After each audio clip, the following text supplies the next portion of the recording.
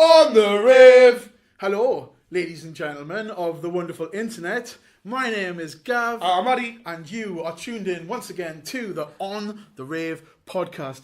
Addie, how's it going? I'm fucking broken after bang face, Gav. Yeah. Still fucking broken. You Week seem and like a you're bit in ago, bits. and my mind is somewhere else, and my body's fucking in a shit chalet in Pontons. Yeah, those weekends are amazing. Like, I'm gutted that I missed it, but loads of people seem to have fun, and one of the guys from the northeast went down really well, Chop didn't Chop was amazing. Big up Chop Chop. he? Yeah, well done. 10 mate. o'clock sled went down storm. Went Yeah. down an absolute fucking shitstorm. He's one of them, though, isn't he? He's a nice guy. He's the fucking ginger Paul Scholes of fucking breakcore. the Paul Skulls of Breakcore. The ginger Paul Skulls. Is he still in West Allotment? Yes, he is. Yeah. I believe so. Out in the middle of nowhere.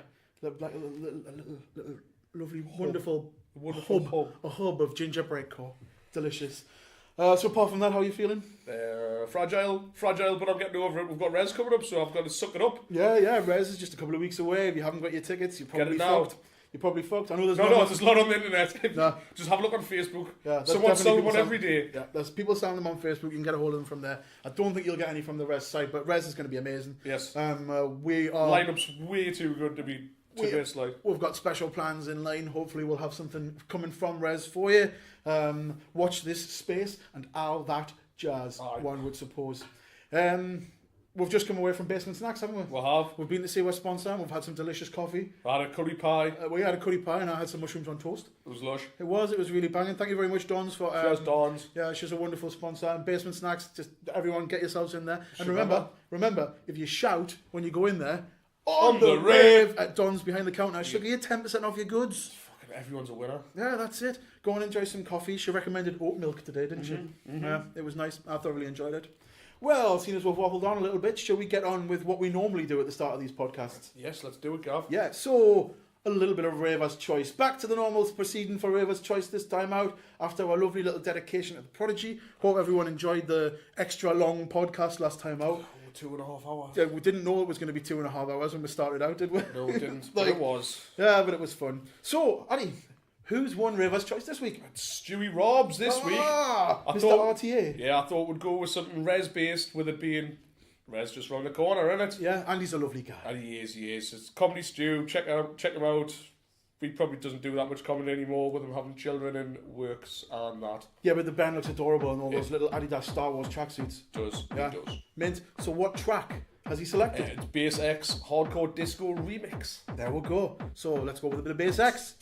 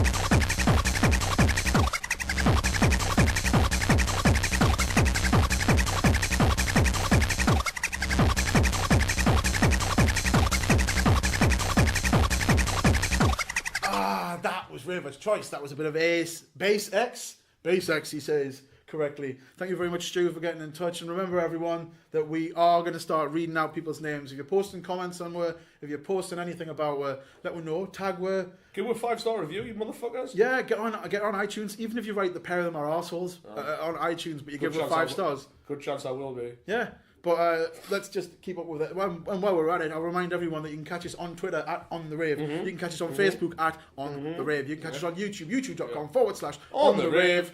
You can catch us on Instagram. That's Addie's favourite. That's my favourite. That's On The Rave with Addie and Gav. It's On The Rave in pictures. It is. It's On The Rave in pictures. All of the discs. All of those lovely big wax discs that Addie found in his loft. Still there. Still millions of them, cuz. You can catch us on iTunes. You can catch us on Spotify now as well. We are powered by Podbean. And fueled by Basement Snacks. And as we've just said before, you can go into Basement Snacks on Ridley Place in town and get 10% off all of your goods by simply shouting at Don's On The Rave. Well, Addy, guess what? What's that, Gav? Being a podcast where we've got guests and stuff, you'll be uber surprised.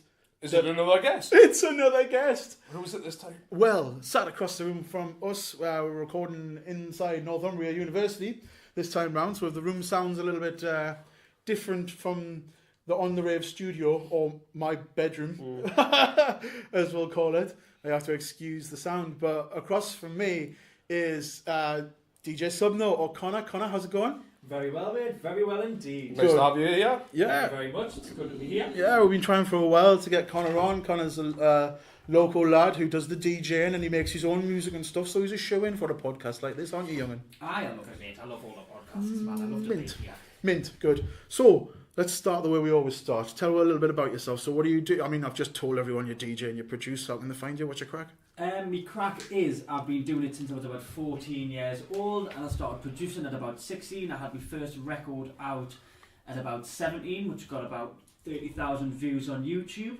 Ever since then, I've had about 6 record deals, and I've been playing around the world in bits and bobs, yeah, and I've loved every minute of it. Yeah? One of those touring ones, one of those lads from the northeast who's out there repping forward. Boy done good. Boy done good. I love it, mate, aye. Aye, good. We always like it when a Geordie sort of comes back having done well in it, so... And you're part of, or I don't know if you'd call it the Archer's legacy, but it was Sandy who was one of your early mentors, wasn't it? It was indeed, yeah, 100%. Yeah. Big up Sandy. Yeah, Mr. Duffy's been wonderful to this podcast. He not has. only putting himself on the podcast, but he hooked her up with Slipmat and stuff like that. So to continuously say thank you, Mr. Duff. But what we'll do, let's just stroll straight on. And I guess we'll start at the very beginning. It's a very good place to start.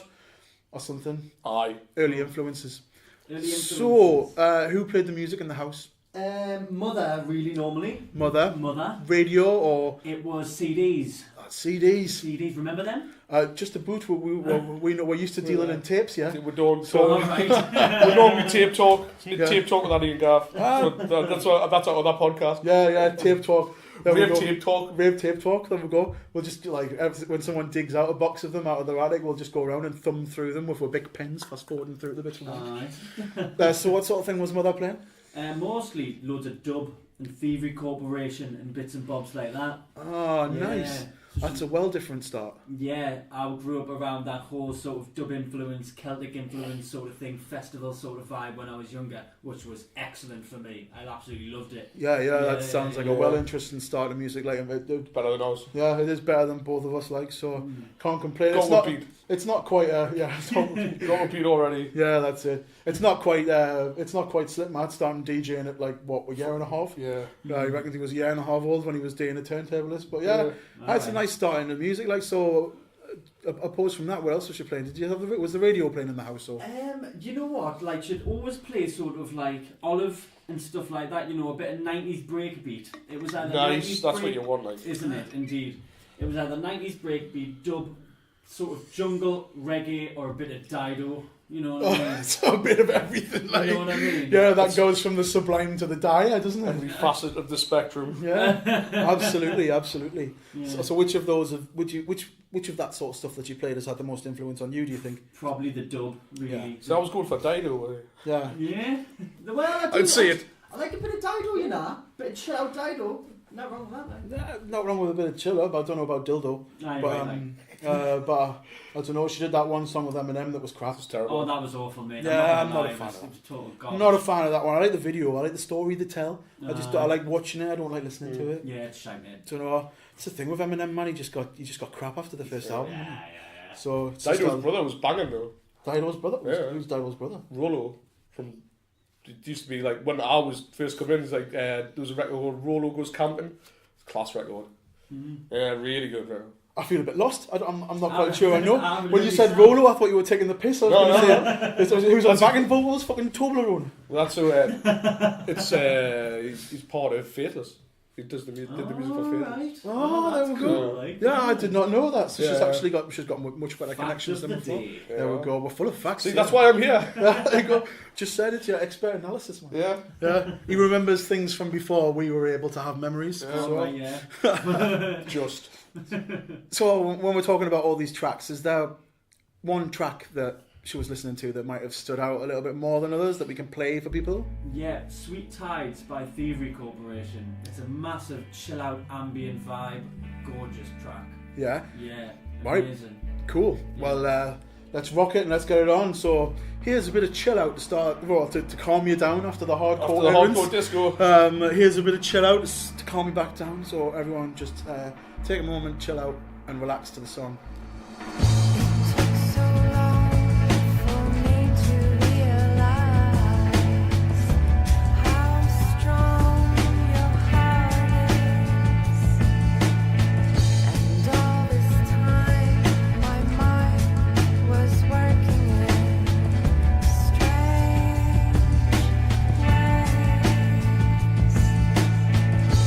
Looking back on the days, just wanna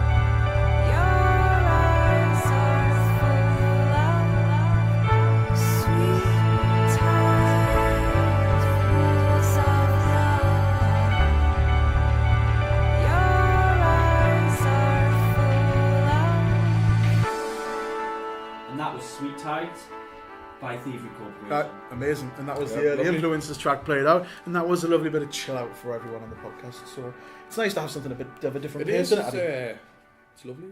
It is. It's a delight. So you can't see the melancholy on Addy's face there, but you know. I know nothing about it. Just hardcore. It hasn't got hoovers or breakbeats or fucking Trumpets. trumpet. Oh fuck! I hate trumpet. You hate trumpet, I hate trumpets too. I Anyway. had to squeeze a quick trumpet reference in. Yeah. Always. Way, let's swiftly Move on. So section 2 of the podcast is where we talk about finding your own feet. So after all the music that Mother had influence on, what came next? So what sort of artists were you listening to? What sort of genres? Go on, fill in. Yeah, right, okay. So I slowly went from listening to dub and getting darker through that to listening to sort of dark garage, which I started listening to when I was about a teenager, maybe like 16, 15. Do those two words really belong in a music sentence? I mean, a dark garage sounds like somewhere where your Ford Escort will be sitting, where it's not on the road. What's dark garage? Dark garage is just, it's basically just like two-step, but really, really grimy two-step with loads of like dark ambient overtones and melancholic sort of synths and stuff.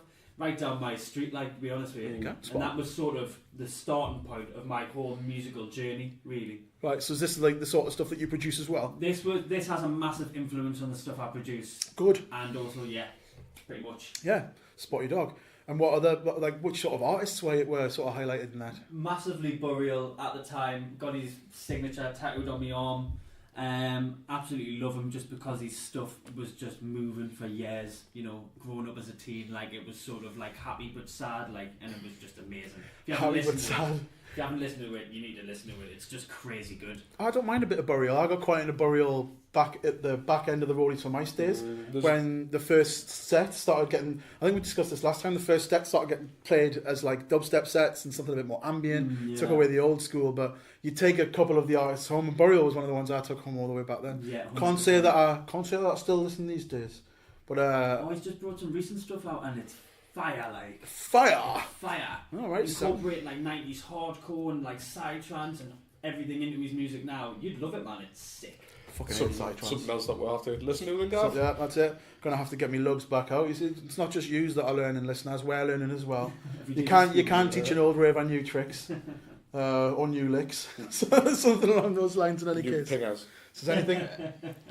So anyone on top of Burial? What do you mean? Anyone on top of Burial, as in? As well as. Yeah, anyone as well as.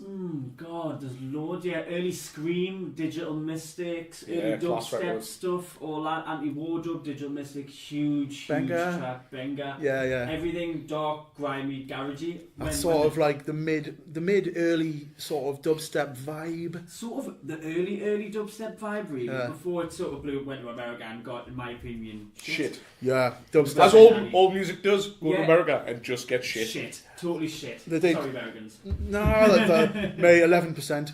Yeah. Like 11% of our whole demographic comes from America, so there's probably one guy in fucking New York downloading it. Man, I love dubstep. Fuck dubstep. Fuck American dubstep. And I'm not really into the whole Skrillex and these are fucking the crazy hoovery stuff. It's just not my beef. Yeah, it used to be an amazing fucking brand new music that came out and moved loads of people. Then it went so electronic and so fucking bollocks that it was soulless. Yeah. Yes. Soulless. Soulless. That's a good way of putting it. It did sort of sap there was something very British about the earlier dubstep, but then, it was, or maybe not British, maybe European, I don't know.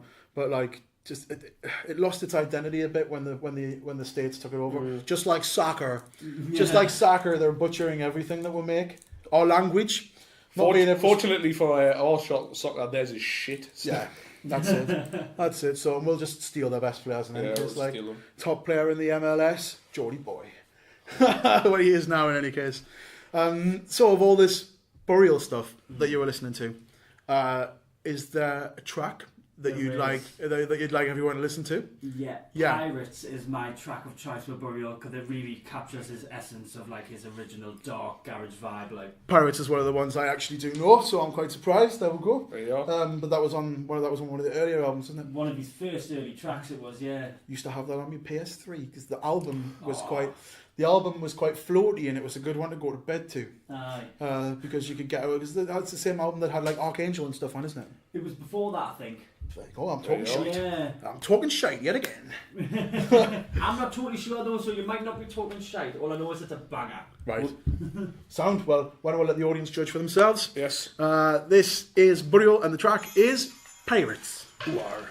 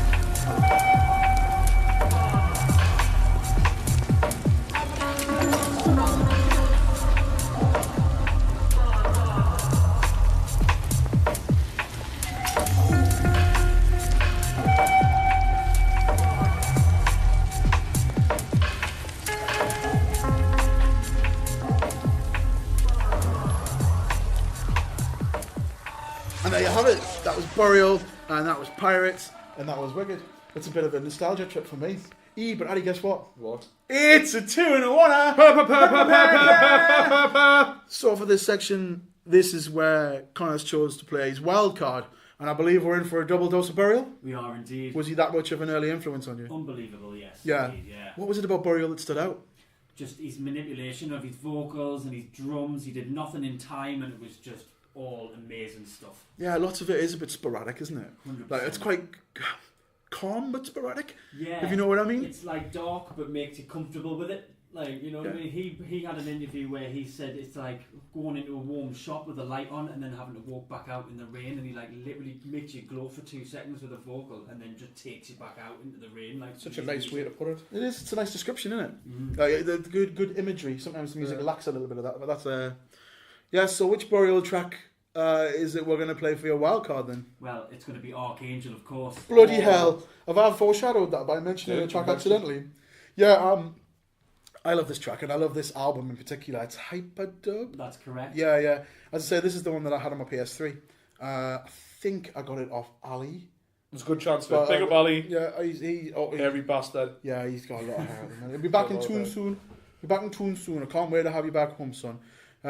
Yeah, you were saying something interesting about the vocals. Where are they all from? They're all from different early 90s R&B singers, which he's manipulated, and you wouldn't notice because he manipulated them so much, but they're all very soulful R&B singers and stuff, and his early stuff. Yeah. Yeah. I never realised that they were, like, I thought they were directly done. I didn't realise they were all sampled and stuff like that, because you really can't... Didn't you say it was Chris Brown? Yeah, Chris Brown. I think it was Chris Brown and Archangel, and he did a lot of other stuff as well with other R&B artists, yeah, definitely. Yeah, it's mad. It doesn't sound like Chris Brown. Oh, don't let me, although I'm hardly the expert on Chris Brown. Like, I think the level of my expertise is that fucking little Freaky Dicky song. Mm-hmm. Little Dicky. Is it Little Dicky? I don't know. I haven't heard much Chris Brown. Oh, the one about waking up in Chris Brown's body. No? You've No. not heard this? Nah. Oh, yeah. It's funny. Aye. It's not brilliant, but it's funny. Oh, It's funny. check out, It's yes. good. I like a bit of comedy in music. Like, I like to have a giggle while I listen. Sound well for the wildcard track. Let's play a bit of Archangel.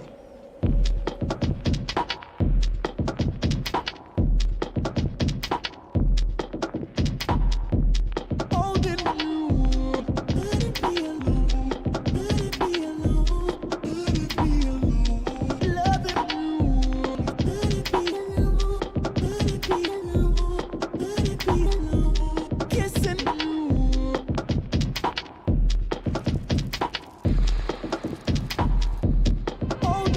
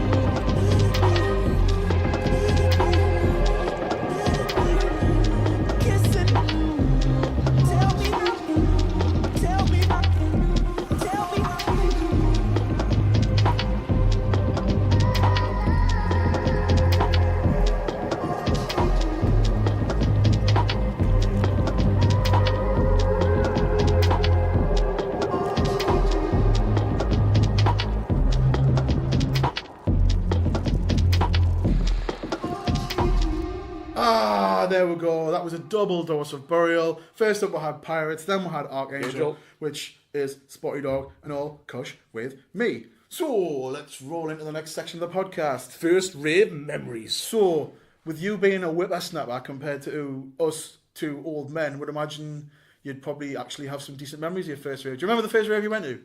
Yeah, actually, mate. Yeah, I was 17 and it was turbulent in Newcastle. Oh. Actually, digital, like. Big up Forbes. It was a digital. Aye, 100%. Bloody hell, because I went That was even further into it. Yeah. Like it's mad. Because did you never went to go to a turbulence downstairs at the old uni? My mum did. Should have fucking got her on. I bet you her first rave memory banners is amazing. I still haven't got my boxers back, by the way. Alright. So turbulence. What's your memory? So it was turbulence of digital. Yeah, it was. Yeah. Yeah. Can you remember who was headlining? It was high contrast. Ah, right. Oh. Sound. There we go. Have you got any particular memories from that night? Yeah, when he played the track If We Ever, which is one of his biggest tracks, and it was a massive rave vibe, like Yeah, just the floor going off. crazy. What do you remember from the digital venue? Like, I've only been to digital a couple of times. I only went to one turbulence at digital, which was a Goldie one, and I left before Goldie went on because I'm just not a fan of that venue. Yeah, I get what you mean as well. To be fair, I'm not a massive fan of the venue, but it was a first rave, so I was 17, I couldn't even get into the rave, so technically because I had bouncers on, but I managed to get in, so I used to thrive on trying. Did to you get just like bum rush the show, or did you manage to sneak in like an ID? Or I nicked an ID. you nicked an ID? I did. Spotty Dog. Classic. Can you remember whose it was you'd have? No, I can't Probably remember. a lasses, because I had long hair. Ah, there we go. Do you remember those days standing outside of a rave and you'd have someone walk down the rave looking at people and go like looking for someone who might have an ID that briefly looks just a tiny bit like them to get in. Yeah. It reminded like my ID went missing years and years ago when I was still living at home, and I was just like, where the hell's my ID gone? Like I can't find it anywhere. And then my brother got in touch with us and was like, I've just got kicked out of a bar. How come? He says, I pulled my ID out and the guy knew who you were. So he looked at the ID, having nicked mine, and was like, you're not Gav, I know Gav. And he got turned away from one of the first ones he ever went to because he just wasn't me. The bouncer just happened to incidentally know who I was. Don't know why. That's an unlucky punt, that, like, isn't it? It is. Do you know what it is? He even, like, I was one of those, I thought I was dead. I thought I was mint when I was a kid, mate. Like, I used to shave bits out of my eyebrow and everything. And I did wonder why my brother would shave the chunk out of his eyebrow. I really did wonder why he had a missing bit. Like, that went missing, and my provisional went missing, and it turned up in his wallet, which is mad. So, like, what was it about this track that stood out to you? Oh, Was it just the vibe? It had an amazing sort of nostalgic sort of drum and bass ravey vibe, really. Yeah. And I just loved. And it was just great, in the time when you were just, starting to just rave your head off. When everything was really positive. Yeah. You only saw the good sides of rave. Yeah. And yet the older you get, the more you go The to a more, rave. yeah. The more you look around and you're like, the audience is the audience are young. Wasn't like that in my day. Yeah. Does it make you feel old saying that, or does it just make you like... No, what makes us feel old is listening to Radio 1 thinking all new music's shit. Yeah. It is, though. It is, It really is, like... Lots of the stuff that's played on the radio these days is awful. Fucking awful. On the way back from Bankface in the back of the car, just because no one could stand the rave anymore, just put the radio on, and I was just listening to fucking R&B record after R&B record after R&B record, just going, fucking there's no content, nothing's good about this. Like, normally I can find a good part in any record going, actually, that's shit, but that part's really good, and it was just a dirge of fucking shite. Not even 6 seconds of usable content. No, just like, you're all fucking rubbish. Fucking awful, like the Yeah. hip-hop and that they come out with these days and everything else, and it's just like, what the fuck's going on here, man? I mean, you're quite a big advocate of SoundCloud, aren't you? So, like, what's your take on that mumble rap sort of scene on SoundCloud? Do you know what it is? Like, I'm not gonna lie, in every genre there's average tunes and there's shit. Right? In every single fucking genre in the world. Classical, absolutely. gabba, whatever you want to call it, any genre. So I've heard a track, which was canny, but I mean, I'm gonna say like 85 to 95% of it is pretty garbage to me. Like, to me, it all sounds like they've got one producer doing all of them. Yeah, like, because they all sound exactly the same. And you listen back to the music that we grew up with, and it's like, you know what? When I listen to the music from the 90s, it's all a little bit different. And yet, music today sounds more increasingly similar, and it all blurs into one. I think technology's the fault for most of it, because everyone can just do everything that everyone else is doing. Yeah. So it's like when technology comes totally the same, all music kind of just, unless you push the boundaries of what you're doing, Yeah. you can just sit in there. That's what it is, because I mean, look at the old days where everyone had loads of drum machines and loads of synthesizers which all had different sounds, you know what I mean? And now everyone's got a MacBook with Logic or Reason or whatever on, and a million VSTs, and they're that's copying it. each other's VSTs, and they're all going to end up sounding the fucking same. Yeah, that's it. That's what I was going to say. Everyone sounds like they've got their MacBook and they've downloaded Cubase 101, and all of the music sounds exactly the same, which is it is a bit of a shame, but you know there are still those little bits of gold amongst all the shite. Oh yeah. Amongst all the shite that's out there. True. So of all the rinse-suit drum and bass that was probably played, because that's just Turbo Mints to a T, isn't it? Big up Phobes, who was probably there. Phobia, Ames, maybe? Yeah, all of them lot. Yeah, Phobia and Ames. Caliber, Ames, Phobia, all that lot. Yeah, sweet. We saw Uncle Phobes at the recent Turbulence. No, you I wasn't there. Yeah, I saw Uncle Phobes play his first set in ages at the recent Turbulence Motion Sickness at the uni, and that was quite a nostalgia trip, wasn't it? Like, yeah, it was a sick night. Actually. Yeah, even Much better than Andy C. Nah, actually, yeah, probably what fucking was better than Andy C. Actually, yeah, that's for you, was. Spud. Yeah. Drum and bass is just one of those things that it's ever changing, but it was kind of its time. Yeah. Like, in my opinion, those sort of early 2000s rinse out Hoover drum and bass. Yeah. Just I quite enjoyed that until I inverted commas grew up and grew into jungle, I suppose. Which is the way that I went with my progression. So of all those drum and bass tracks that were played out there, is there one for the listeners that will be a good reminder to you of the stuff that was played on that night? Can you remember bumbling through the crowd and elbowing people out the way to wave your fists at something? Oh God, you know what? Stick that high contrast if we ever tune on. Sounds good. There we go. So here's a bit of high contrast for everybody for the first Rave Memories track. Here we go.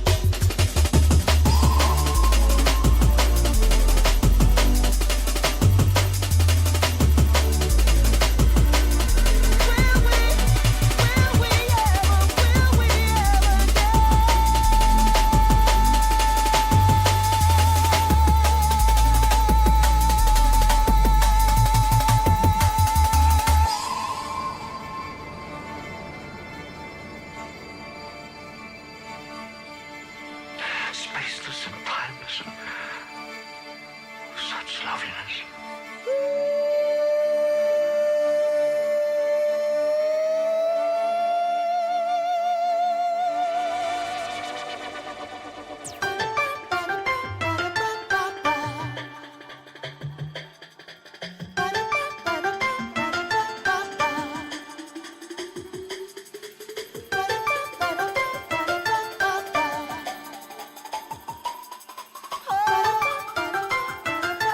Well,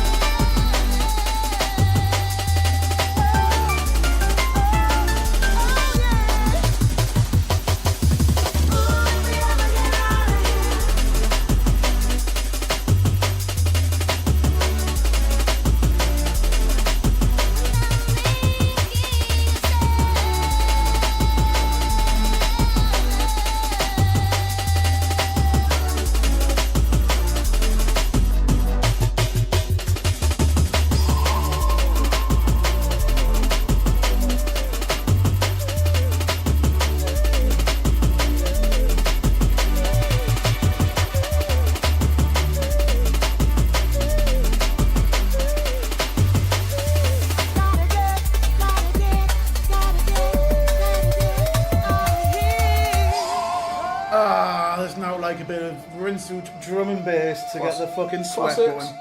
Yeah, that was one of those classics from the Turbulence Age, which was the first rave memory of Mr. Connor Subnote, who's on the podcast with us this time out.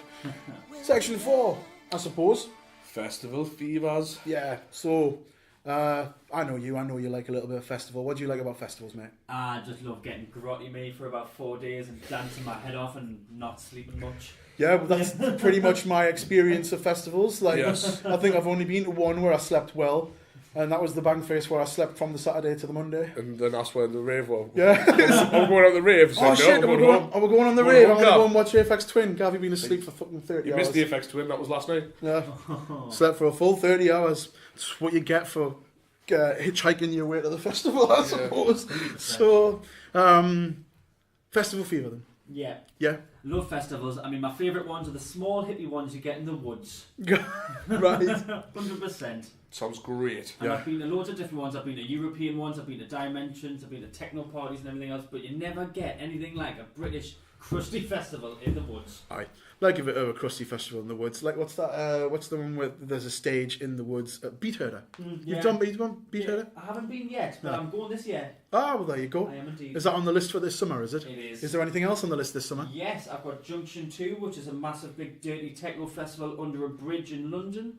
And I've got, I'm probably going to go to Berlin quite a lot and party my head off there as well. I fucking love that city. Yeah, me I too. absolutely love that city. Yeah. There's something like beautiful but rustic about Oh, it. it's kick-ass. Like how one half of the city is really industrial and the other half's just so colourful. And Yeah. I went on a stag do and I came back and I took 360 photos and only 30 of them were of the lads who I went on the stag do with. The rest of them were all of graffiti. Yeah. Because there's so much to absorb while you're there. What festival are you going to in Berlin? Twitchy techno festival? I don't know what festival I'm going to yet in Berlin, but I mostly just go to Berlin, I end up in Trezzo, and then I end up in Berghain, and then I'm just, I'll be there for days just partying Aye. to techno. Aye. And I love it. It's perfectly down my street of techno, all dark, industrial, lush, Yep. and everyone fucking loves it. Do you know what I loved about the one I went to in Berlin? We went to this dirty little abandoned train station, and there was a rave out the back of this train station. And when you first got there, they took your mobile phone off you Yeah. and gave you a bit of paper with a number on, so that people at the rave spend time talking, chilling with each other, and not just Instagramming things and stuff like that. And I just think that's a really nice touch, because so much of raves and festivals and stuff today is trying to get out of the way of the idiot who's standing at the front, just streaming it all and stuff like that, instead of enjoying the moment. Like, do you find that ruins it, or? I feel like, honestly, they've got a good policy in Berlin where no photos allowed, no phones out, because, let's be honest, why the fuck are you on your phone, right? If you went out to have a good time, Exactly. you're telling everyone you've had a good time, but really, you're not having a good time because you're too busy fucking telling everyone else you have a good time. You're acting more You know as a what I mean? you're acting more of them as a medium to anyone else who's on your Facebook page, You're isn't it? detaching yourself from the reason that you went. Yeah. You know what I mean? Are you just moving away from the tunes and going into that going into that personal social media space? Exactly. Yeah. So of the sort of tunes, what tunes is it that stand out from Fezzies that you go to? Fezzies. Normally just dark techno and stuff. Honestly, I love a lot of festival tunes, but mostly I just love dancing to techno for a long time. It's the thing with festivals is you do have a long time to do it, don't you? Yeah, So perfect. arriving on a Wednesday, going home on a Monday, it's a good session, isn't it? Indeed it is, yeah, it's great. So what tent do you find yourself drawn to when you go to these festivals? Just the techno tent? Techno tent, I like a bit of house, I like a bit of disco, I like a bit of electro, I'll wander I'll wander. Are you one of these ones who circles everyone you want to see, or do you just go from place to place? Do you know what, I'm a strong believer, right, in going to festivals I love going to a massive festival, seeing all the big act DJs, right, and that's class.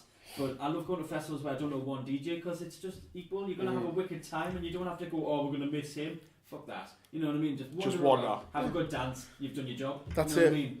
There's people who've gone to festivals and they're like, oh no, it ruined my festival. I didn't go and see Brian Springsteen. And it's like, well, what were you doing instead? Exactly. Like, I was having a pancake with a hippie in a field and I thoroughly enjoyed that. Yeah. They're the prospects.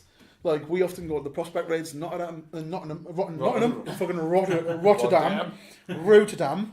And sometimes when you buy the ticket, there's no lineup announced, and you go on faith multiple times, isn't it? It's all the time.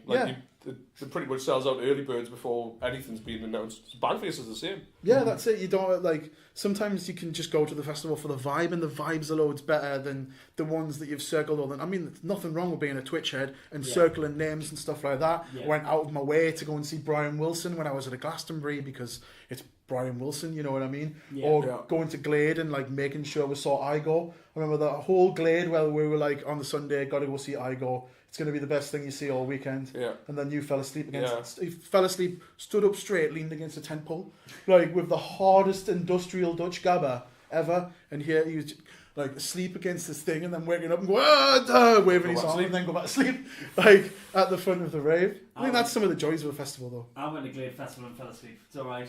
Yeah. Yeah. Which Glade was it you went It to? was the last one. The last one. The last one I went to. I managed to catch it before it closed, but that was really, really cool as well, mate. I did 5 in total. Right. 3 in one venue, 2 in another. Mm-hmm. Came home with AIDS from one. You Yeah. came home with a dog from one as well. Shut up, man. And yeah, Yeah. my Yeah. dog's from Glade. Yeah. We were in a. Do you want to tell? No, we've told it before. Told the story before. Right. Yeah, you came back with a dog. Came Alright. out with That's a it. Very cool. And a lot of us came back with AIDS one year. Yeah. Well, not real AIDS, like Fake AIDS. Festival. festival AIDS. Festival trophy AIDS. The water. Off the water. The water was fuck bad. Is that Ill like as fuck. sog foot, I call it, when you get No, this was like because we were drinking the water and just got this mouth AIDS after when we got home. Like Everyone was ill. That's I I remember I got home and I was like, you know what? All I want is proper food. I went and got went to Chinese and got a curry. Came back and it just raped my mouth, and then my mouth just became inflamed with the hotness. I was like, what the fuck's happening here? And then the AIDS ensued. Yeah, that's it. I ended up spending like a week in bed. It Yeah, was it was just fucking rough. absolute roughness. Jesus. So that's one of the things with festivals, though, is Yeah. you can go and little things like that can ruin it, or they can absolutely make it. Yeah. Yeah. So of all of the tunes that you've heard at festivals and all the music you've enjoyed at festivals, is there one tune that would sort of encapsulate all of them that you'd like to play for the listeners of the OTR podcast? I would indeed. It's a bit of a bassy, dark house, 7 o'clock in the morning vibe, a bit minimalist like, but it is a track called Headroom by Coma, and it's a Scudge remix. It's sick. So it's a Scudge remix. Mhm. Is that the name of the Is that artist? Coma from Coma and Bones? I'm not quite sure. It's just Koma, Coma. Possibly. Possibly. Right, sound. Well, let's play a little bit of squelchy, dark techno for you all then. Mm-hmm. Here we go.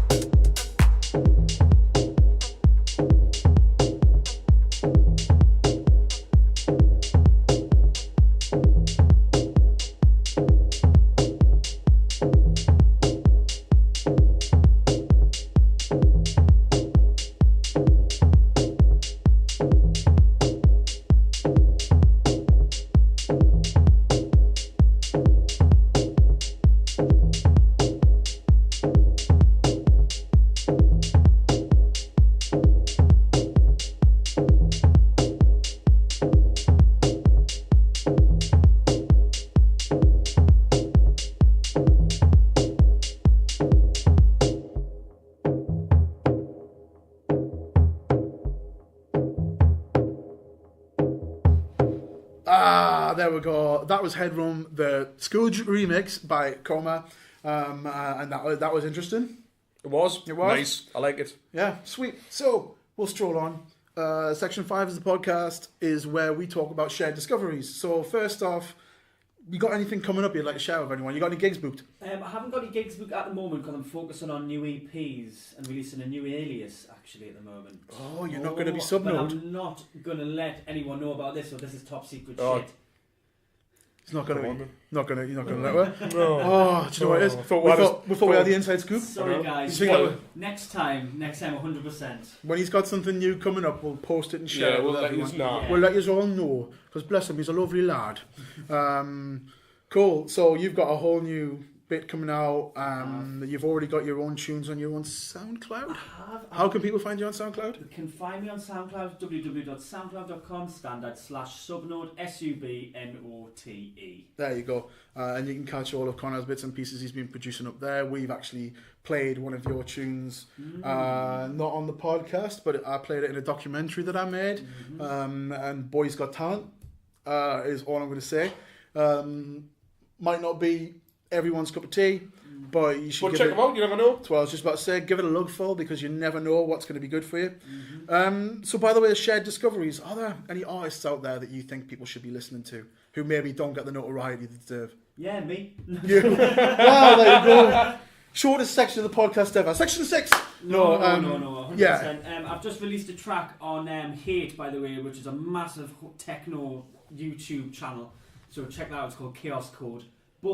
And they can get that just by searching on YouTube. Subnote, and it'll pop up Chaos Code. It's proper dark industrial techno if that's your cup of tea. Yeah, there you go. I like a bit of industrial. But with the artists, I think everyone should be listening at the minute to Vajaki, and he's an Eastern European guy, works with Trip Records, which is Nina Crevez's label, and it's all really 90s hardcore nostalgic stuff. All ravey, lush, 90s hardcore. Oh, that's proper good for us. Like that, what an amazing name, Bajaki. Bajaki. With a K-R, yeah. Wow, there you That's go. right down our street. Yeah, it's it's a very good name. So, which tune is it by him that you think we should play out for everyone? The tune I want you to play out is called Ecstatic. It's called My Inspiration, and it's a Bajaki remix. Ah, right, sound. So, where can they find Bajaki? Is it a SoundCloud jobby again? It's a SoundCloud, it's a YouTube. He's done stuff with Resident Advisor. He's kind of big at the minute, like. Yeah, but you just think he doesn't get the love he should? Yeah, I mean, he's really, really underground in it. Yeah, so, I think that's the problem with underground music, is sometimes getting the exposure is difficult. It is. That's why this section of the podcast is always one of my favourites. Like, I like sharing tunes and like letting everyone listen to a bit of new music. So, the tune we're going to play out is called My Inspiration, and it's the Bajaki remix from last year. Yeah, Oh, indeed. Indeed. So, let's play some Bajaki.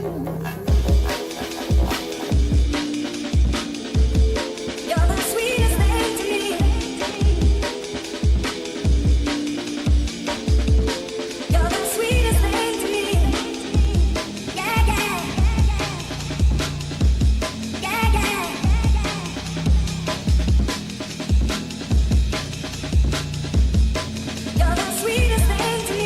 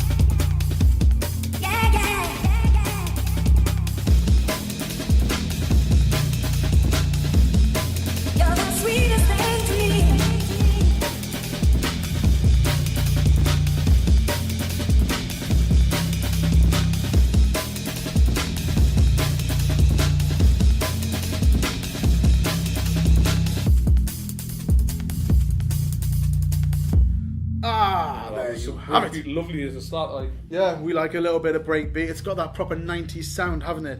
That was my inspiration, Ecstatic, but it was the Bajaki remix. And again, you can find that on YouTube, you can find that on Spotify.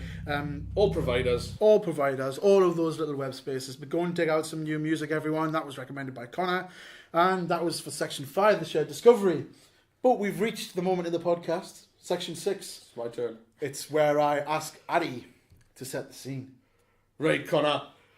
You've just bumped into Digital. You're making your way down the front. Spud's there. He's gurning his face off. You've seen about 50 faces of Spud. He's got a tab in his mouth the wrong way. He's fucking raving like fuck. Andy C's dropped the worst tune ever. You booed him. And someone else has come on and dropped just the most bestest tune you'll ever hear in your life. Or your hands in the air. Or you're a proper screw facing down. I'm a hands in the air kind of guy, Yes. to be honest. There we go. But I've got the screw face on at the same time, so I just look like I'm not enjoying myself, but I'm fucking loving it. One of those twists on it where everyone can see your armpits with your screw.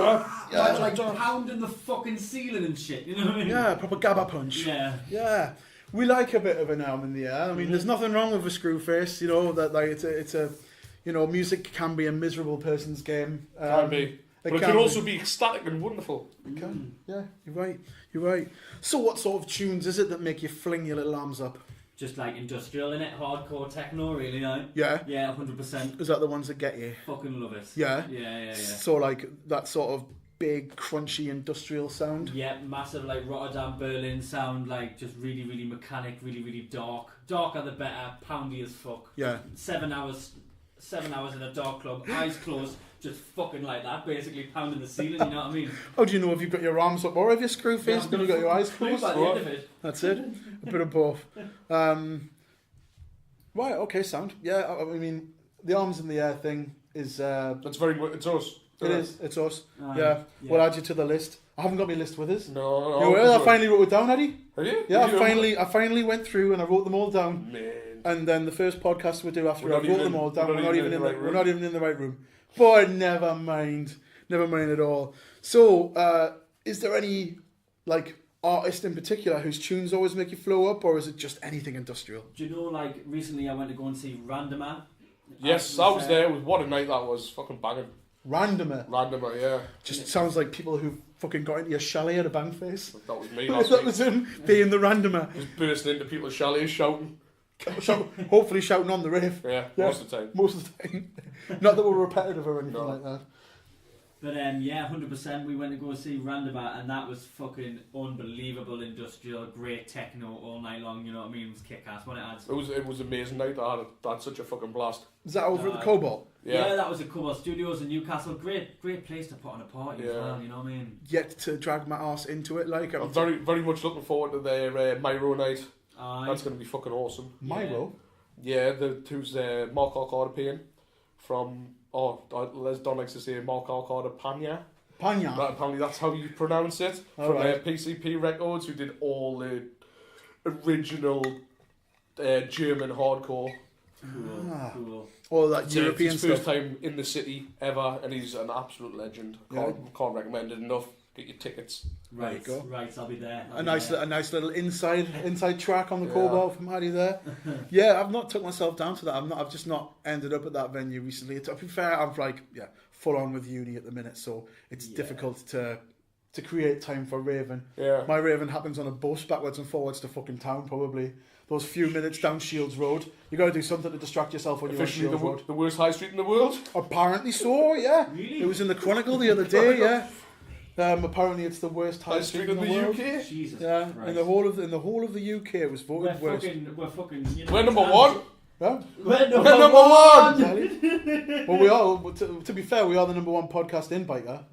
Yeah. And number one music podcast. Number one rave podcast. We're the very first longest running rave episodic Geordie-based rave podcast. Yeah. Fucking there you go. Longest all one. of the There you internet. fucking go, We've lads, done well. yeah. Hey, and if you can log into iTunes, you know where it is. We'll crack the top 50. I know. Give us a sweet 5 stars, please. Yeah. If you can get into iTunes and you can leave a review, as we've already said, leave a 5 stars. We'll give you a shout out. We'll read some of the reviews out, even if you call we're twats. Even if, as I said last time, even if you want to hear Addie say something daft like, I'll say it. He will. There's no Don't dare us. I'll say it. The habitual line stepper to my right, like he needs no excuse. No. Needs absolutely no excuse.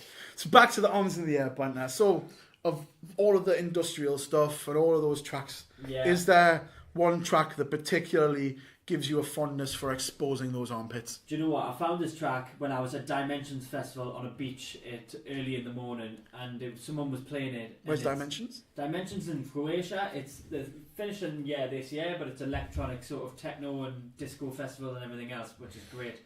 So yeah, I was walking on the beach and I heard this track, and it's some sort of Eastern European techno producer. But I mean, it's the fucking hard. It's like 140 BPM, fucking hard as fuck, like kick-ass track, like. So I love it. Yeah, mint. Who's it by? It's by Aert and it's called Dynamic Dwarf. Oh, I don't mind reading that word, but I'm not a fan of dwarves. No, Gab doesn't like dwarves. No. He's very Yes, scared. I remember this actually. Yeah, You're not a big fan of dwarfs. Are you? It's not that I'm a big fan, they just make me feel really uncomfortable and punchy. What about Smurfs? Smurfs? I hate Smurfs' little blue bell end. The Glenn. The thing with Smurfs is the Smurfs aren't real and dwarfs are very real.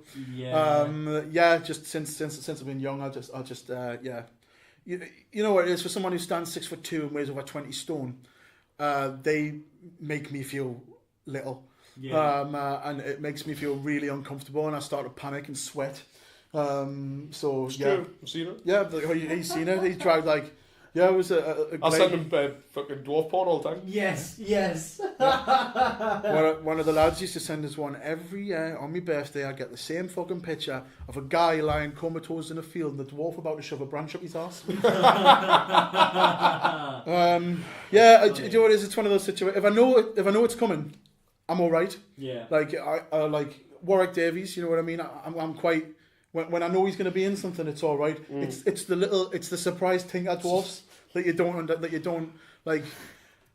Honestly, Don't come out the fucking walls, you know. well, no, I didn't know. I was drinking in the Three Bulls once, and someone brought one in dressed as Oompa Loompa, and it was just being a tinker around the bar. I'd have left that boss so quick. Like I'd have been, you know, you'd It's have not seen you see the Three Bulls every day. you'd have seen like a day glow, dreadlocked blur going whoop, straight out to the smoking area Aye. to stand and just puff on his vape until there's no juice left in it.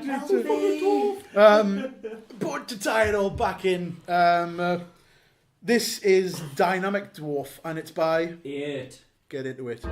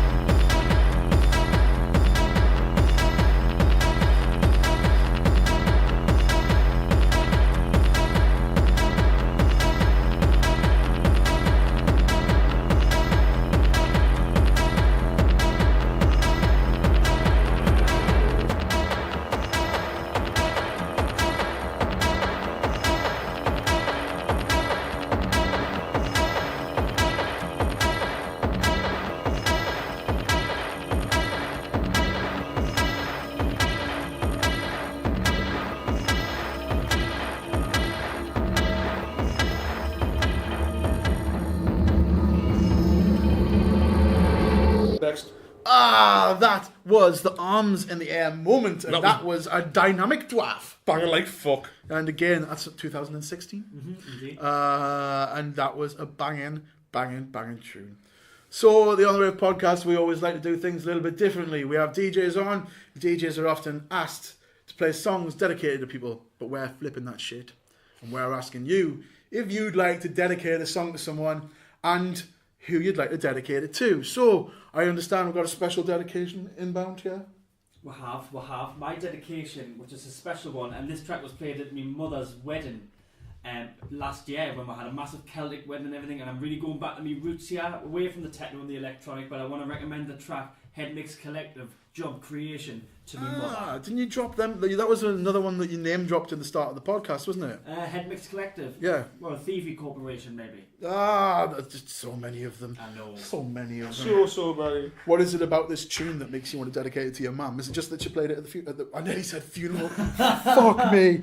Gav, man. Gav. Play it at a wedding.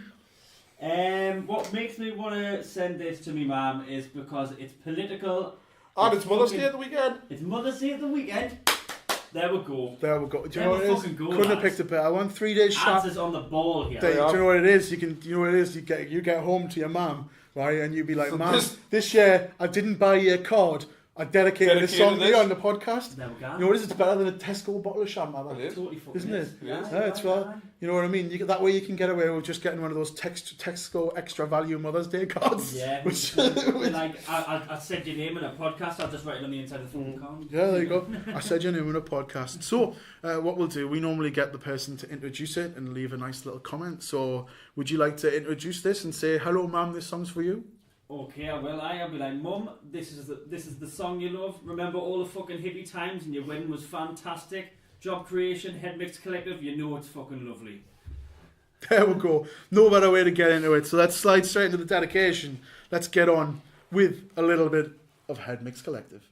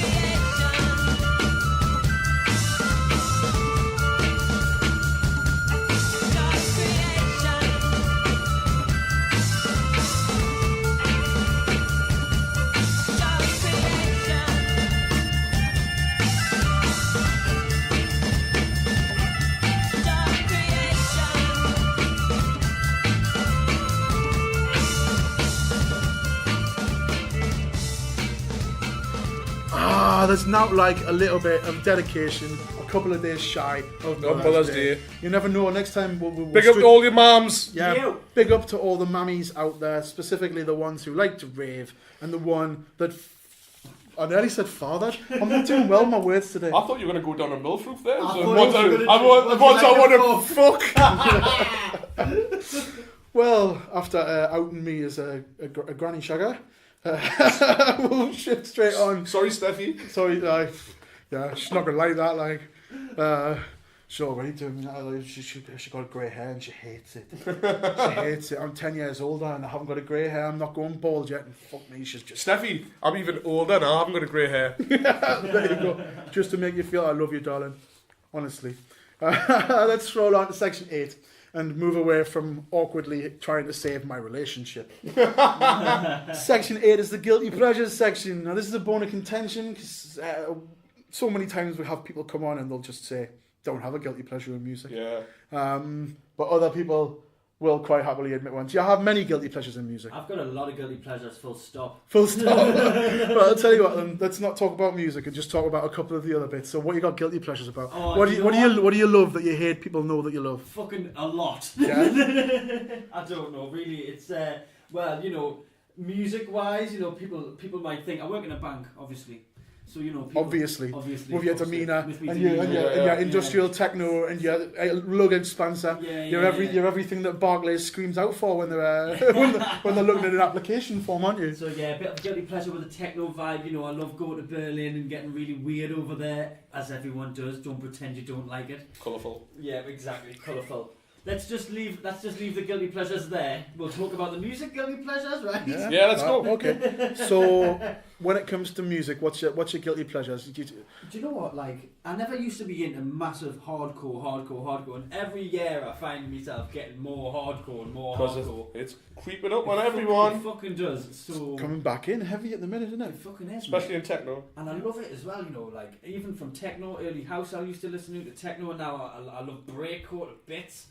Like, I love a bit of gabba, you know, I love it all. Yeah. So, yeah, I mean, like, my guilty pleasure at the moment is two artists from the Netherlands, I think. We like it. They are both from the Netherlands. Yeah, called Ghost in the Machine. And they've recently done stuff with an artist called Perk, which is really, really good. Yeah, it's really just amazing stuff. Like, really industrial metal work, disgusting techno stuff, but really dancey, you know, wicked vibes. So, yeah, the track that I wanted to give to the listeners of my guilty pleasure. To give to the listeners, I like that. Yes. I like the way you term that. Gift. So it's a gift, a gift from me to you, a gift from Connor to the listeners of the On the Rave podcast. So yeah, what's the name of the track you've picked? The name of the track's called Pile Driver. Oh, Nice. we like a bit of a pile A driver. bit of a pile driver.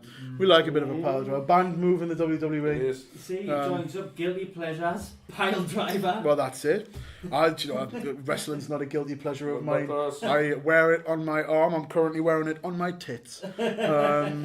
So yeah, Ghost in the Machine and the what is it about this track that like makes it a guilty pleasure? It's just super hardcore, like, and it's just super. Oh, it's just super hard, like. Would your mum be disappointed to you if she heard it? My mum would fucking throw up. Well, there you go. Anything that can make someone throw up is definitely something that can class as a guilty pleasure then. Right, sound. Well, let's just toddle straight in and play the track then. There's absolutely no messing this time out. Like, it's good. I like it. This is Ghost in the Machine, and the track is called Pile driver.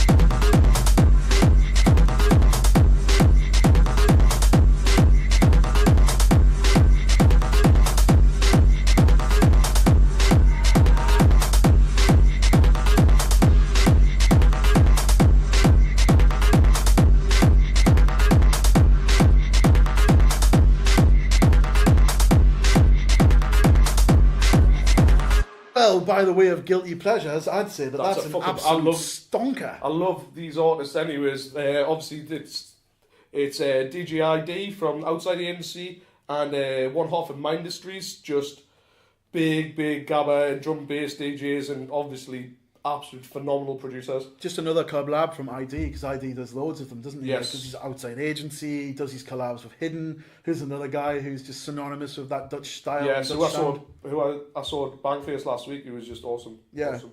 Is he still really? Did you get a chance to crack up with him? No, I didn't hardly get a chance to crack up with anyone. I saw Mark Archer in Technoist. That's it. Is that about it? 2 people have already had on the show. Yeah, I you know. can go That's back and listen to that's that. helpful. You can listen to episode 8, which is where we did My Technoist Yeah, in a hotel in Leeds. and I sniffed a lot. Absolutely. Oh, you did sniff a lot, yeah. Why not enjoy yourself? Yes. Well, that's it. And you can catch the Mark Archer one as well. I think that was show 16. And you can go back and get all of them in all of the places where you hear good music. Podbean, Spotify, iTunes, all of them. So we're going to scroll straight into section 9. Actually, straight into section 9. We're going to toddle into the GOAT section of the podcast, where we'll start talking about the greatest of all times. And I believe that you might have struggled a little bit here, because there's lots of people who you think are brilliant. Yeah, amazing. There's so many people I could list. You know, like everyone at the minute for me is everything from Perk, Joe Farr, Rebecca, Ansem, you know, all of that really new, well, not really new, but that industrial sort of side of techno, I'm just loving at the minute. Yeah. Absolutely loving, yeah. Just the fresh stuff that's coming out of the minute. Yeah, it's just all really mechanic sounding, and it's just really, it's sometimes disjointed and broken beat, and it's just fucking, yeah, it's unbelievable, like. Yeah. What is it about that? What is it about that sort of artist that sucks you in? Is it just the mechanical nature? You've repeatedly said that the industrial sound tickles you. Yeah, I get what you mean. It's sort of like the percussion, because it's so like metallic and it's so like saturated, and it just sounds fucking like I haven't heard any other percussion like it. Yeah. You know, it dominates a track, like it's kick ass. It's nice sometimes when you hear the drums being the actual focal point, Yeah, 100%. because yeah. often the drums are the highlight. Like they're there to just sort of extra emphasise and to stroll from point to point. I quite like music that's really percussion heavy. Yeah, 100%. I mean, I come from a background as a drummer in a punk band, There you and go. I absolutely love just drums. You know what I mean? So You were the drummer in a punk band. yeah. That just sounds so foreign when you like obviously when I Yeah, first well. met you, you were playing, you were basically DJing dubstep and garage. Yeah, When I first met you, I didn't realise you were in a punk I band. used to be pretty punk. Like I got kicked out of school for having a fucking Mohican. Did you? Yeah, There you What go. did you use to spike your Mohican? Did you use eggs like the old school I punks? just Or used fucking gel. That was a shit. But still. I don't. It's not shit. It's just that you use the tools that you've got. Oh, aye. So if you've got gel, you use gel. Aye. In the olden days, then that's it. In the olden days, When I go on Back in Gav's day, back in Gav's day, when I was just a twitching dad's nutsack, back then they used eggs and egg whites to stand up their hawks. Yeah. Irons on an ironing board. My stepdad used to fucking iron his one on an iron board because it was fucking like a foot. You know what I mean? That was about a meter that you spread your hand out, but Well, you know, it was kind of, yeah. it's good to know. That size, yeah, about half a meter, fucking iron his fucking head on an ironing board, like. Bloody hell. That came up the other day when I was talking about my dreads, and they were like, and I was talking about someone about how Yeah. you wash your dreads. Yeah. And I was just saying, well, you just wash them. You wash them, I get soap from Yeah, lotion, yeah. stuff like that. Rub And they're them. like, how do you dry them? Like, how do you keep them straight? Do you iron them? And I was like, no, do I fuck? Why would I put an iron on my dreads? But then you're saying that ironed mohawks. I had mohawks to keep them up straight. Ah. It works, like gel them, iron them. You'd think the steam... Oh, dry iron. Fall down. Just picturing the steam. Keep falling out of this iron and making it like... Your hair stands up and then go woof and flop to one side. Yeah. So you go from being a punk mohawk to being a super emo. Spunk. Like a spunk. Use the there's something about Mary technique. Yeah. straight up. Whatever's hanging from your fucking earlobe. Yeah, so back to goats. So you could have picked one from a massive list. Yeah, 100%. So many. The Yeah. tunes that I love. And I find them every week. Yeah. You know, and I'm one of these guys that can't... I wouldn't be able to tell you my favourite track of all time, because every week I'm like, that's now my favourite track. That's now my favourite track. Very You much know like what I mean? Fun Size Johnny. Yeah, that's right. I think that's a really good way to be with music. Music changes so quickly that if you stop still for too long, you just drop off the end and you can't catch back up. Yeah. Felt like that a couple of years ago with all the mad breakcore and stuff that was coming out, and I was just getting lost, Yeah. absolutely lost in it. Like so, yeah. Well, you've went for one artist in particular. Who is it you've gone for? I've gone for a guy called Ansem. Right. And that's really like sort of down that whole metallic percussion route. And it's not straight up kick drums, it's more disjointed sort of techno vibe, but it really gives you a taste of that really underground. It's really good. Yeah, it's really good. I've seen a few of his sets. Yeah. Class. Yeah, he's amazing. And what is it about him that's so amazing? You know what I mean? Like, you said that the drums and the metallic sound, is there anything else that... Like, he just uses a lot of great... coming from a producer's sort of point of view, right. he uses a lot of great distortion and saturation on everything, and it just sounds crisp and just really, really hard, really, really loud, and just awesome. Yeah, that crisp sound has come up a few times in the podcast. I think the newer music or the newer technology used to make music makes it so much cleaner and so much fresher, and you do lose a little bit, like we were saying with Mark Archer about old production and the fact that your computer wasn't as clean and you were making it on all the equipment, and sometimes that scratchy sound, that unclean sound is what attracts people to it. But the new, cleaner way that music is produced these days leans itself to artists like that, doesn't it? I suppose so, but I know what you're saying, you do lose a bit of characteristics when it's not coming from, like hardware and stuff like that. From an actual garage. Yeah, from an actual garage. So, there's both sides of it. You can make a great tune in the box without, hardware, and you can make a really good fucking banger, or you could use hardware and you will have that human touch to it, which may be a mistake. I like that. I like that turn of phrase, the human touch. And that's just what makes that shit special. Yeah, cool. So, if people out there wanted to listen to Ansem, where did they start? They would just go on his SoundCloud, I would imagine, or on YouTube. YouTube's big for all the platforms. Yeah. He's on all the platforms. He's quite a big guy. So he's on Maud, which is a Dutch techno label again. Great. He's done a few things for Perk, hasn't he, as well? He has indeed. They work very closely together, them two, yeah. They don't do live sets together. They do, yeah. Perk and Ansem and Joe Farr as well. They all do sort of stuff together, yeah. Alright, sound.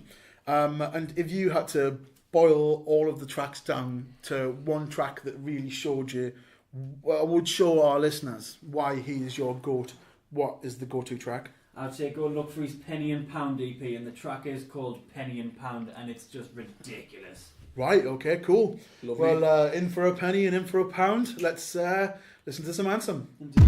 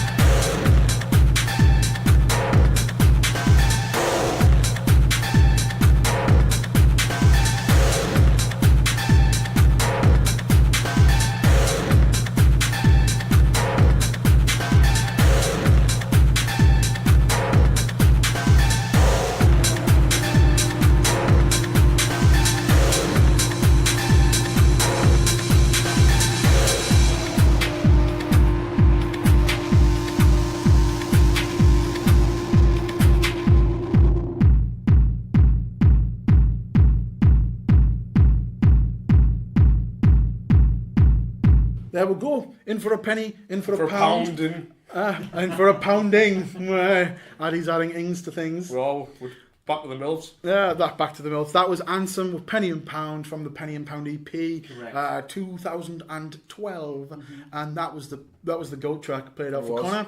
And we've boiled down to the very last track being picked out in the podcast yet again. We've got to section 10. It's been lush sitting down and having a big crack with It you, has Connor. been. Thank you. It's different because you're back in the Northeast full time now. You've come back over from Manchester, haven't you? Yep, I am indeed. Yep, I'm back now for good, actually. For good. Yeah, I think so. Yeah. Like, take that. Like Fuck take that. yeah. There'll be someone in the audience who will be absolutely screaming, "Damn right, that fuck take that." But yeah, cool. We'll get down to the final section, which is the personal anthem section. Now, as a guy who listens to a boatload of music, I'd imagine that there was a shit ton of songs you could have picked for this section. And yeah, too many, mate. Actually. Yeah. Ridiculous amounts. Yeah. Yeah. Boiling it down, what sort of tracks do you think people associate with you?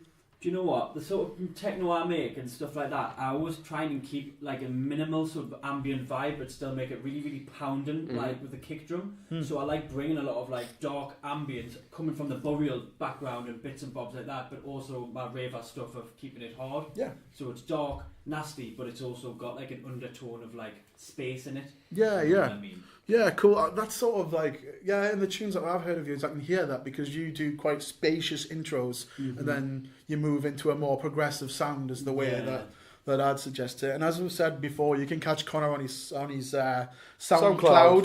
And if you want to scroll down into the comments section, I'll have a link posted up in there because I'm good with links. Addie's good with pictures, I'm good with links. But yeah, we'll pop one in there so everyone can have a listen. But when it comes to personal anthems, what sort of tune? Right, okay, so bringing everything back from like the burial vibe and everything else and keeping an ambient, spacious vibe, I'd have to go with a guy called Jan Kook, which I discovered a few years back, and he just makes the most ridiculous techno. It's not as hard as, say, Ansem or anything like that, but it's very spacious, and I would call it like icy. It's quite, Icy? yeah, it's like an ice cave, or it's like sent through like the speaker at the end of an ice cave, and it's very like melodic and dark undertoned. But yeah. I'd say like, you know what it sort of reminds me of? It's that mountain vibe. Now, I mean, like you've took a snow lift up and you've banged your headphones in and you're about to ski or snowboard down a cliff and you put this big spacious music on as you start and then as you get to a little bit more technical you've got the pound and then it'll space off again at the end, and that's the sort of music that I mean, particularly with Burial. As I say, his music is quite spacious as much as it's like that minimal techno dubstep sort of inspired sound. His music's quite broad, if you know what I mean. There's lots of room to interpret it whichever way you want to. Yeah, indeed. And with that spacious vibe as well, there's a lot of panning that goes on with the headphones and stuff like that. I love a bit of that. Oh, it's great, isn't it? I love a bit of that. I'll not do it with the podcast again, guys. It's our read. It's Kush. We're in mono. Sick. We're in mono now. It's our read. I'm sorry, but yeah, I love a bit of that. It's like I've always been a big fan of the Beatles and bands like them, like the Small Faces, and the Small Faces do audio where voice comes from one side, guitar comes from the other, and I just love that about tunes. I love the panning around and stuff like that. Like it's a really nice sound. like making it a full surround sound experience. Yeah, definitely. As you were saying, like that thing with the barber. Yeah, the barber thing that they had years ago, and you put your headphones in, your Apple headphones, which are like the first ones or whatever, and there was a guy clipping your hair around your ear, and it was fucking whoa. Yeah, you know what I mean? Moved spatially around your Whoa. head. Yeah, I know what you mean. So, of all of the sort of spaced out techno vibe, and you said that the artist was Jan Kook, what is it about him that draws you back in? Draws us back in. I would love to be able to produce music like him. Like he's just got something that no one else has. Yeah. You know what I mean? He's got a specific sound that no one else has, and it's just absolutely fantastic. I love it when an artist owns their own sound. He really does create his own fucking atmosphere, like, you know what I mean? Yeah, cool. And is there one track in particular that stands out? Indeed, there is actually. It's a late track. It's just pretty much came out, and it's called Wide Angle. All right, it's a new one. Yeah, it's a new one, and it's on Soma Records. Scottish label, yeah. Aye, yeah, by the lads. So he's a Russian techno artist releasing on a Scottish label. Yeah, he comes out all over Britain and stuff like that. Like, he's wicked. Yeah, you should go and see him. Right, sound. Well, as I've said, it's been mint having you on. It's Excellent. good to finally Been a get you to pleasure. sit down and have a bit of Been crack, a Connor, pleasure. because we've been trying to get you on. We're gonna try and do you over Skype while you were in Manchester, but it's good to have sat down face to face. Yes, it is better. It's always better face to face. Yeah, Ah, it is. yeah. It works a bit better, doesn't it? Not that it was bad doing the big Skype. No, but there's going to be more of those because it's just easier for bigger artists. But for local people, it's much better to get it. Yeah, and this is Sit a down. this is a local podcast for local people. It is. So And you Americans, even though you make shit dubstep. Ah, yeah, that's right. Our 11% who are out in America who listen according to Spotify. So yeah, cool. Well, it's been mint having you on, Connor. And for the personal anthem track, let's listen to Wide Angle by Ian Cook.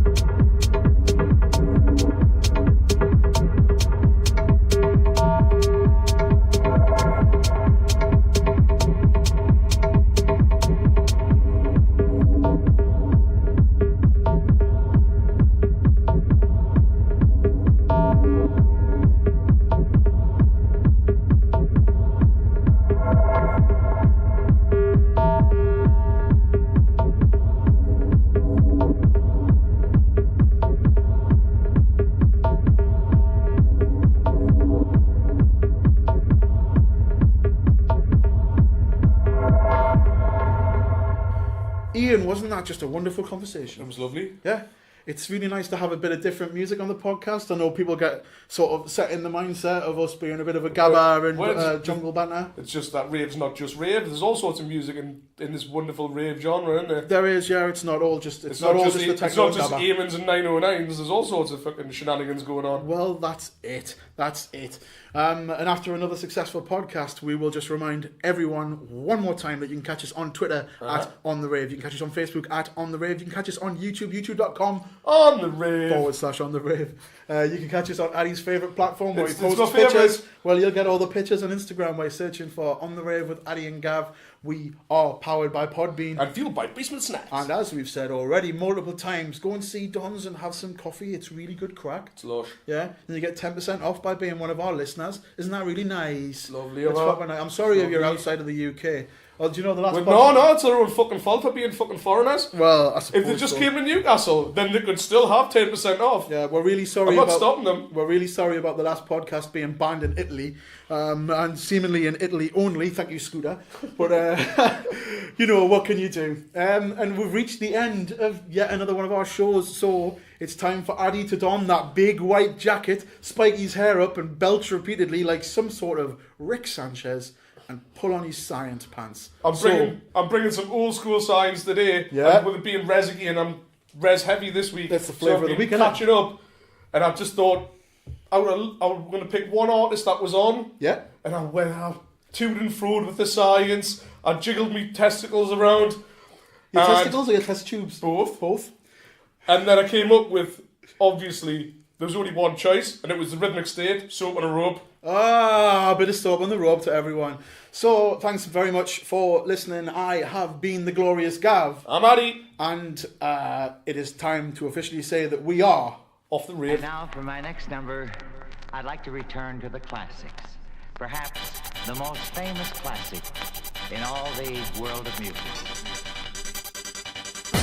And I don't